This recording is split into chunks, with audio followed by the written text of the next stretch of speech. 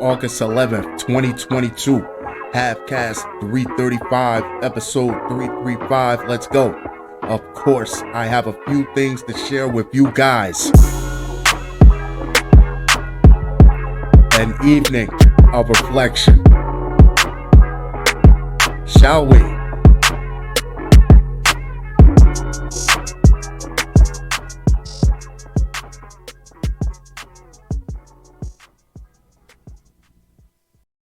High school dean who recruited teens for gang pleads guilty to racketeering. Oh, for the love of Joe Clark, they put the big homie in charge of a bunch of high school teenagers. In 2015, members of the Boston public school system were shocked to learn that Shaun Harrison, a high school dean and youth minister who was fondly known as the Rev, had shot a student in the back of his head after recruiting him into a gang to sell drugs. The first thing that came to mind for me was someone who has access to hundreds, if not thousands, of teens who are already at risk to handpick from. Then add to that his standing in the community as a youth minister, as someone that everyone can come to, that when he says everything is going to be okay, everything is going to be okay. Now all of a sudden he's asking you to put this in your book bag. On Tuesday, the 63-year-old former educator pleaded guilty to federal racketeering charges. He faces up to 218 months, more than 18 years in prison, the U.S. Attorney's Office in Massachusetts said. His sentencing will be on November 15th. Harrison was already behind bars after being sentenced in 2018 to about 25 years in prison for shooting the student. He used his position of trust to find victims and groom them, said Rachel S. Rollins, a federal prosecutor whose office oversaw the case. Exactly. It is truly disgusting.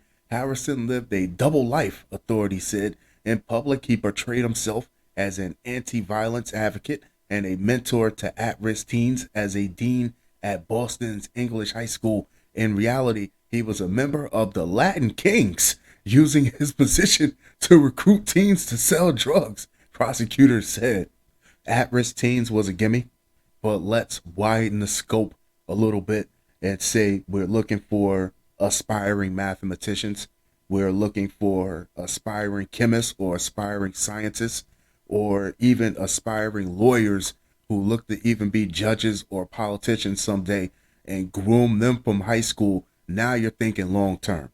In March 2015, Harrison began to suspect that a student, Luis Rodriguez, who was distributing drugs under his direction, had stolen money from him, and that Rodriguez could soon alert police about Harrison's crimes. Prosecutors said on March 3rd, the dean was captured on surveillance camera shooting Rodriguez at point blank range. Rodriguez miraculously survived, with the bullet entering just beneath the right ear, narrowly missing his carotid artery, the Associated Press reported. Although Rodriguez initially didn't tell police who had shot him, he was probably terrified. He later became an informant for authorities. I was in such denial. I knew who did it. Of course I knew, he said while testifying in court. Not knowing how deep this man's connections were, going to the police might have saved him from a second attempt on his life. Harrison and his attorneys could not be immediately reached late Wednesday. What is there to say? He has previously denied the allegations against him in media interviews. In 2016, as he awaited trial for the shooting, he told 7 News Boston that he never sold drugs or turned students into gang members. Me, I would not even know how to do that, he said. It's horrible. In 2020, Harrison pleaded not guilty to accusations that he had worked with fellow gang members from behind bars to identify police informants in his case, according to the AP. But the Latin King supported him during his incarceration, praising Harrison's loyalty and refusal to implicate others, prosecutors said. Meanwhile, a federal court ordered Harrison last week to pay $10 million to Rodriguez as compensation for pain and emotional distress, medical bills, and punitive damages. Harrison was the 60th defendant to plead guilty in a federal racketeering conspiracy drug conspiracy, and firearms case against dozens of members and associates to the Latin Kings, a gang with thousands of members across the country. Two defendants remain wanted on federal arrest warrants, prosecutors said. We all talk about running off on the plug, but I don't think nobody's ever heard of running off on the principle.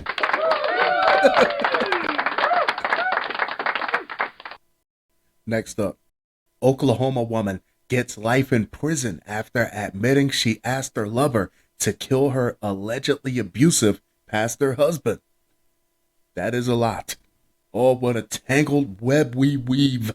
An Oklahoma woman was sentenced to life with the possibility of parole Wednesday after admitting that she asked her lover to kill her allegedly abusive husband, a pastor. Her lawyer said the sentence for Kristie Evans, 49, was significantly more than a split sentence punishment of 4 years in prison and life on probation sought by attorney Joy Miskell.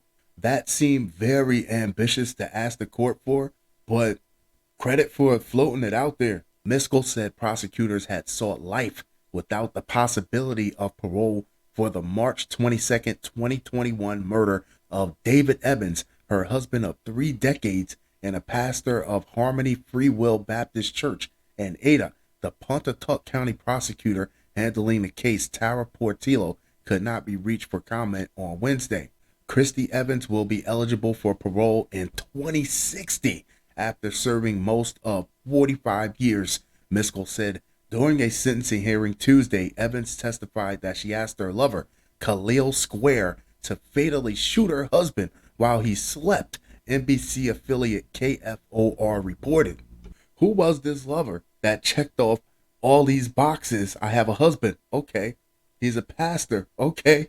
He abuses me. Okay. I need you to kill him. Okay. She initially reported that an apparent intruder had killed him, but testified that the guilt ate her alive and that she surrendered to authorities to get right with God. The station reported Kristie Evans described her husband as charming and smooth on the outside, but controlling and abusive to her and their 3 children behind closed doors, the station reported. In interviews from jail last year, Kristie Evans told NBC News that her husband repeatedly pressured her to have sex with other men, including Square, and that he once held a .357 revolver to his chin after she threatened divorce. How many stories have we came across where a spouse that threatens to kill themselves as a means of control will normally kill the other spouse and possibly the children before they kill themselves? She described them as physically abusive and financially controlling, and an expert told NBC News that their relationship appeared to be a classic case of coercive control, an often misunderstood form of domestic abuse. Prosecutors countered that Kristie Evans was a very good liar who used Square and wrote sexually explicit messages to other men behind bars, KFOR reported.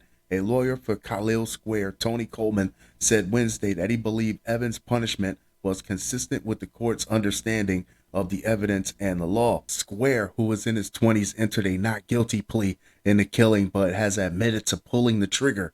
Coleman said, I believe it's going to be repeatedly held that Evans was the principal. Coleman said, I believe Square was targeted and taken advantage of by the pastor and Miss Evans. Khalil should have never been lured into this trap, he added. Fair enough.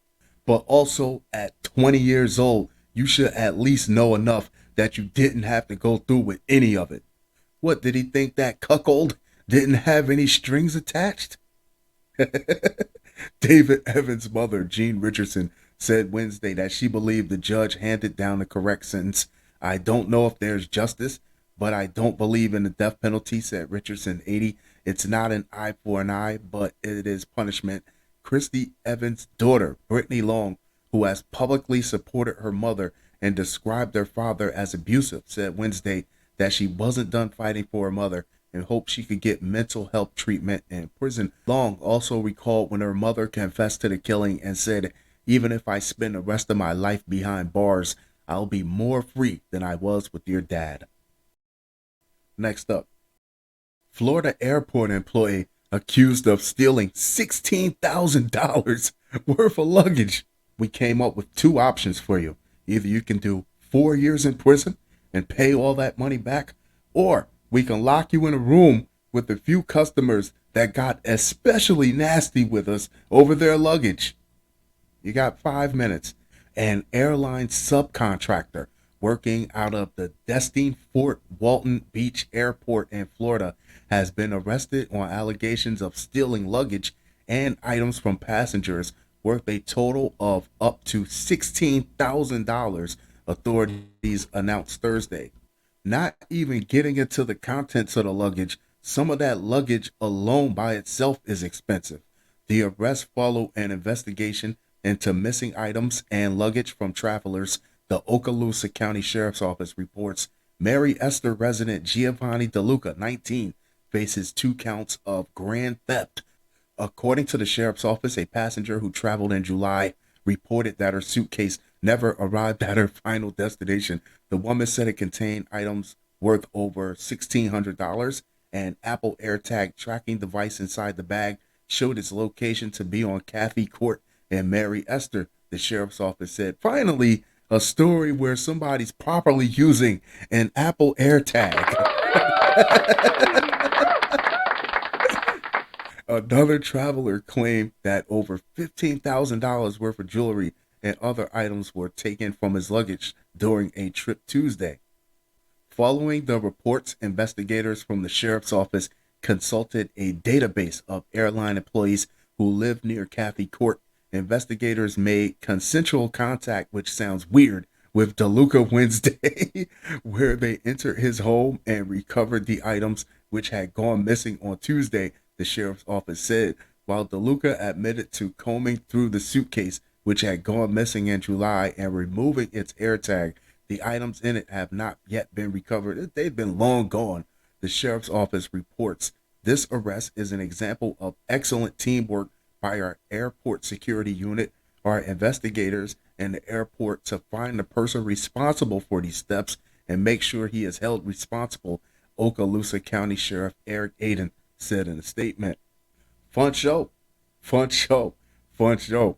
That being said, I'm going to wrap this one up, but I'll be sure to talk to you guys very, very soon. Adios.